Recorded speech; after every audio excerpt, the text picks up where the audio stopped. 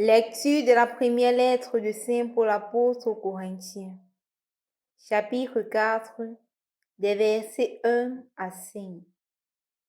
Frères, que l'on nous regarde donc comme des auxiliaires du Christ et des intendants des mystères de Dieu. Or, tout ce que l'on demande aux intendants, c'est d'être trouvés dignes de confiance. Pour ma part, je me soucie fort peu d'être soumis à votre jugement ou à celui d'une autorité humaine. D'ailleurs, je ne me juge même pas moi-même. Ma conscience ne me reproche rien. Mais ce n'est pas pour cela que je suis juste. Celui qui me soumet au jugement, c'est le Seigneur. Ainsi, ne portez pas de jugement prématuré, mais attendez la venue du Seigneur, car il mettra en lumière ce qui est caché dans les ténèbres, et il rendra manifeste les intentions des cœurs. Alors, la louange qui revient à chacun lui sera donnée par Dieu. Au nom du Père, et du Fils et du Saint-Esprit. Amen. Loué soit Jésus-Christ. Il y a de cela quelque temps, j'avais rencontré un monsieur et l'ayant rencontré, il faisait un partage de son expérience, de sa jeunesse et ce qu'il est devenu aujourd'hui. En effet, il est prêtre dans une congrégation religieuse. Et me disait-il, tout jeune, parce qu'il avait grandi dans un milieu de violence, il utilisait justement la violence pour se défendre. Me disait-il, dans ce milieu-là, on ne pouvait pas se défendre sans violence. Et il a grandi dans ce contexte jusqu'à ce qu'il arrive en ville. Et en ville, justement, le contexte est différent, mais cette nature, cet attribut de lui depuis l'enfance fait partie de sa seconde nature. Il répond aux attaques toujours avec la violence, de telle sorte que ses parents ont même décidé de l'amener dans un commissariat pour le faire chicoter un peu, pour qu'il arrête la violence. À un moment même, il a été chassé de la maison parce qu'on disait que ce monsieur est tellement violent. Il n'y a pas d'espoir pour lui parce qu'il pense toujours que c'est avec la violence qu'il peut résoudre les problèmes.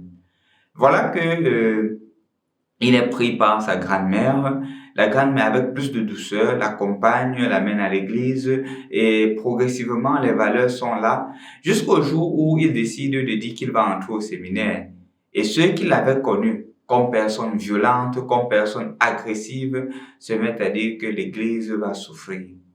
L'église vraiment va souffrir avec cette personne entrée à l'église.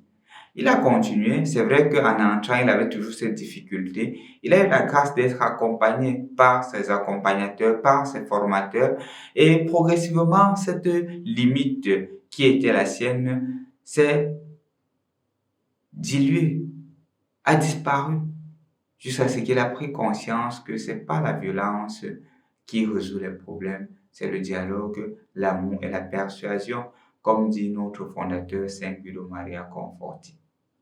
Maintenant, il est un très bon prêtre que j'admire beaucoup. Pourquoi je vous raconte cette histoire, chers frères et sœurs dans le Christ? En effet, cette histoire prend sa source du fait que Saint Paul dit aujourd'hui de ne pas porter de jugement prématuré. Généralement, nous portons des jugements prématurés sur des personnes.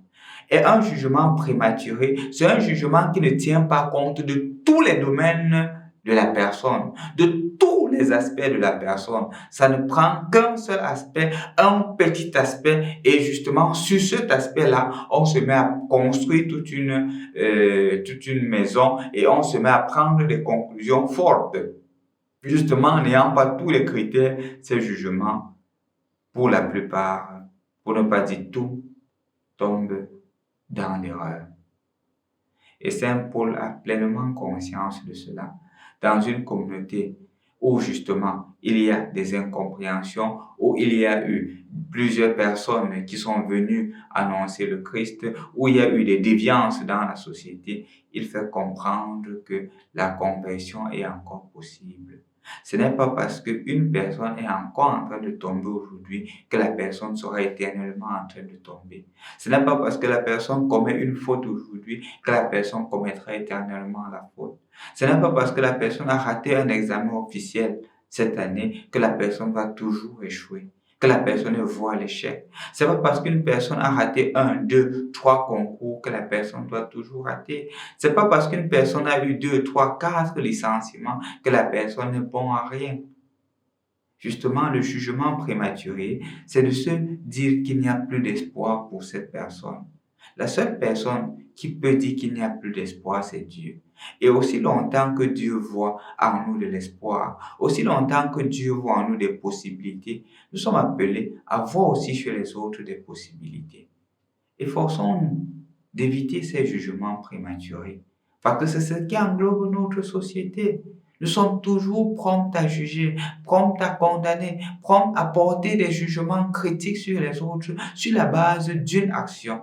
Et parfois même cette action n'est même pas vérifiée. Et n'étant pas vérifiée, et c'est comme ça qu'on détruit les personnes. Évitez de porter des jugements prématurés. Je voudrais conclure avec une deuxième histoire. Cette fois-ci, assez triste. C'est l'histoire d'une dame qui arrive dans un milieu chrétien et nettoyant cette maison, elle découvre qu'il y a un montant de 50 000 francs qui a été placé sur la table. Mais puisque c'est une maison fréquentée, elle prend cet argent, elle dépose sur le document qui était à l'angle. Donc, elle dépose sous le document qui était à l'angle. Celui qui a déposé l'argent vient, il ne trouve pas l'argent. Ne trouvant pas l'argent, il sait que la seule personne qui a nettoyé était cette dame-là. Et maintenant, il se met, puisqu'il n'a plus rencontré la dame, il se met à dire aux gens de la maison que celle-là avait pris ses 50 000 francs.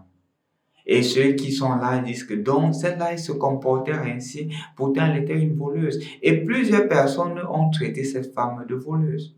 Quelque temps plus tard, la semaine d'après, quand la femme revient, on se rend compte qu'en effet, parce que le monsieur a demandé que où se trouvent mes 50 000 francs. Tu étais la dernière. Et c'est la femme d'expliquer que celle-là, j'ai déposé sous le livre parce que ici, j'avais peur que quelqu'un d'autre le prenne. Je croyais que tu m'aurais appelé pour demander, ou du moins tu avais déjà trouvé puisque tu ne m'avais pas appelé. Mais la femme était déjà diffamée. Il n'y avait plus rien à faire parce qu'il a porté un jugement prématuré. Évitons de porter les jugements prématurés sur les autres, chers frères et sœurs dans le Christ. Quand quelqu'un pose un geste, évitons de conclure directement le geste sans avoir le courage d'aborder la personne et de demander en toute sincérité et humilité à la personne pourquoi il ou elle a posé ce geste. À la fin, la seule personne qui peut donner un jugement complet, c'est Dieu, comme le dit Saint Paul. Même si on croit parfois avoir tous les éléments, disons-nous que le dernier juge, c'est Dieu. Et laissons à Dieu porter le jugement. Parce que lui connaît mieux que nous et mieux que chacun d'entre nous. Au nom du Père et du Fils et du Saint-Esprit. Amen.